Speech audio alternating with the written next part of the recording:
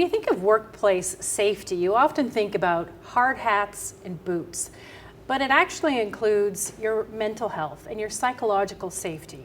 To talk about what that is exactly and explain what psychological safety is in the workplace, I'm joined by Jenna Kean. She's a counselor with a holding place. Thanks for joining me. Well, thanks for having me. What exactly is a psychologically safe workplace? A psychologically safe workplace would be one that promotes mental well-being and really works to reduce the risk factors of mental injury in the workplace. And what are some of those mental injuries that you can experience in the workplace?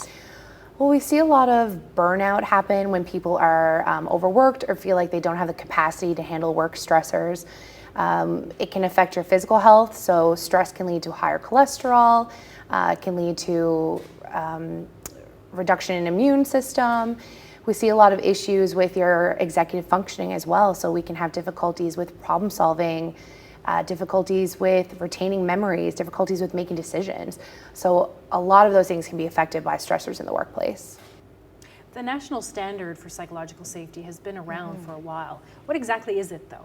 Yeah, so the national standard for psychological safety is a list of guidelines for employers to make sure that their workplace are psychologically safe. It comes with tools, it comes with resources to really show us how to implement it and why it's important to implement.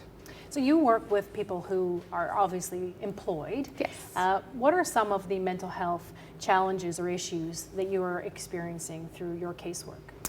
I'm seeing a lot of low mood. I'm seeing a lot of burnout in the workplace. So this can be from feeling like we've got unrealistic deadlines, like we don't have a work-life balance. So, you know, outside of our place of work, we do have a lot of real life stressors as well that can definitely affect us in the workplace. There seems to be some struggles with really knowing how to balance it all, but also how to cope with some of those stressors. So when people seek counseling support, it's because they feel like they don't have the capacity to handle all of these things.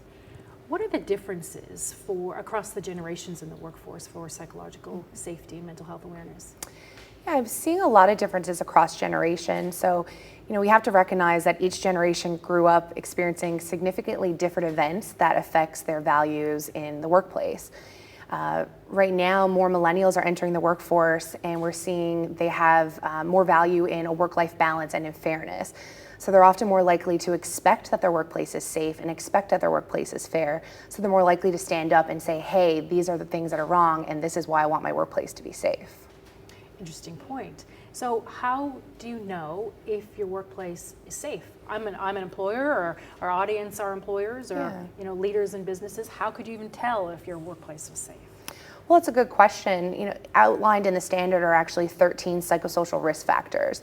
So if we take a look at all those risk factors and we say, where does our workplace fall in these? Are there gaps in some of our policies? You know, I'll touch quickly on some of those factors. So one would be psychological support. You know, does your workplace promote mental well-being, and if you need resources, are they available? More and more workplaces are offering programs like employee assistance, where you can reach out and connect with local counselors. What is the organizational culture like? A negative culture can unfortunately undermine any of the best policies, and that's really looking at, is your work culture fair? Are you trusting your superiors? Is there a lot of honesty in the workplace?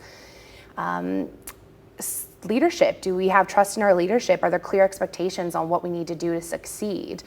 Are there opportunities for growth, opportunities for development, work-life balance, workload management? So those are a number of some of the psychosocial risk factors that are available.